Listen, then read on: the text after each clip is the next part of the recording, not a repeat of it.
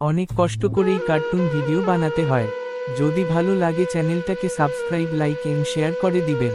আপনাদের কাছে রিকোয়েস্ট থাকলো, অনেক দিন আগে ভারতের এক ছোট্ট রাজ্যে এক পরাক্রমশালী রাজা বাস করতেন। তার নাম ছিল মহারাজ অদিত্য সিংহ।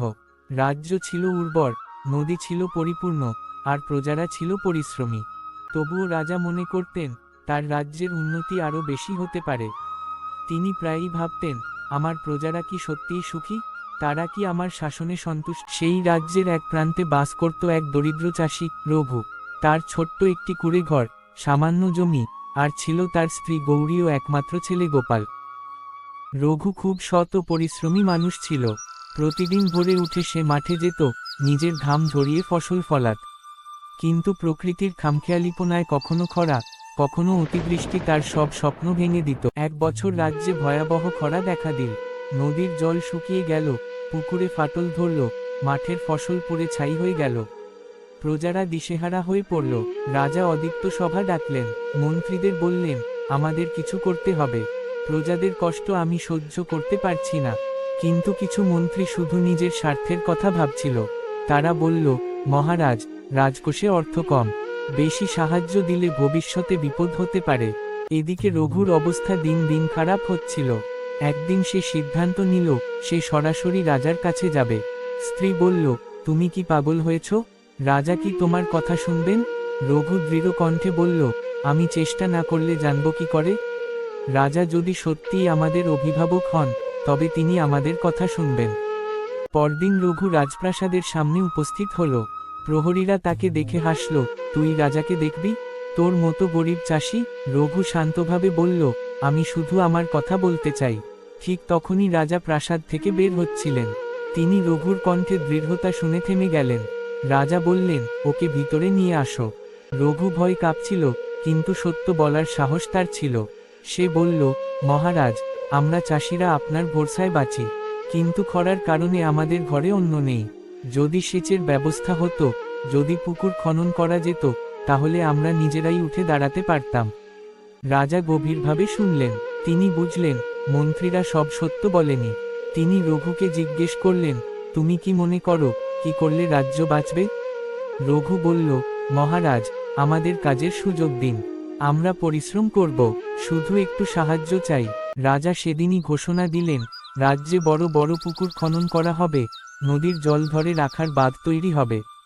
কাজের বিনিময়ে প্রজাদের মজুরি দেওয়া হবে। মন্ত্রীদের অনেকেই বিরক্ত হল, কিন্তু রাজা দৃঢ় ছিলেন। তিনি বললেন, রাজকোষ প্রজাদের জন্যই। রঘু দিনরাত কাজ করল। তার মতো হাজার হাজার চাষি বাঁধ নির্মাণে হাত লাগালো। কয়েক মাস পর যখন বর্ষা এল, তখন জল আর নষ্ট হলো না। পুকুর ও বাঁধে জল জমল।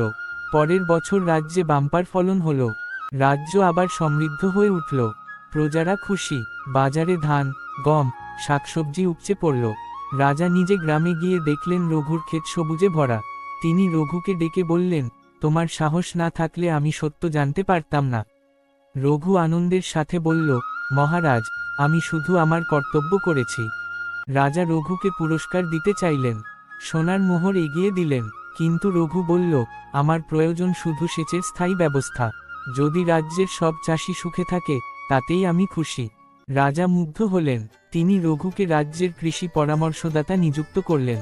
রঘুর পরামর্শে নতুন নতুন কৃষি পদ্ধতি চালু হলো। জল সংরক্ষণ, উন্নত বীজ, সার ব্যবস্থাপনা, সবকিছুতে উন্নতি এল। বছর কেটে গেল।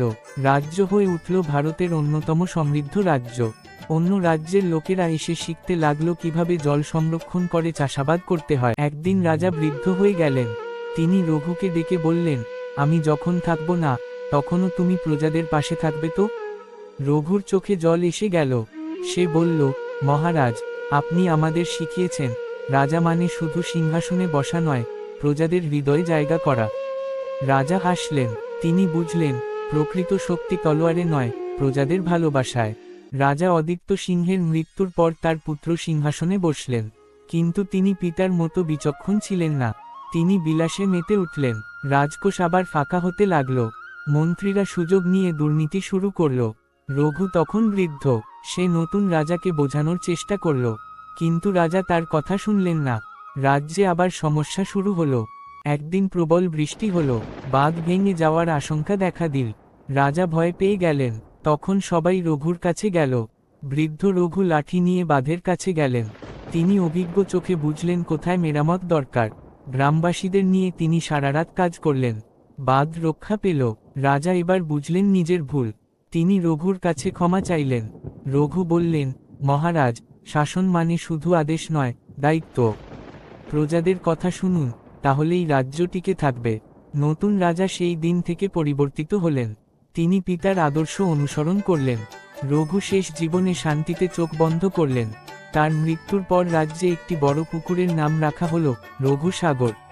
আজও মানুষ বলে, সাহস আর সততা থাকলে একজন সাধারণ চাষিও রাজাকে পথ দেখাতে পারে।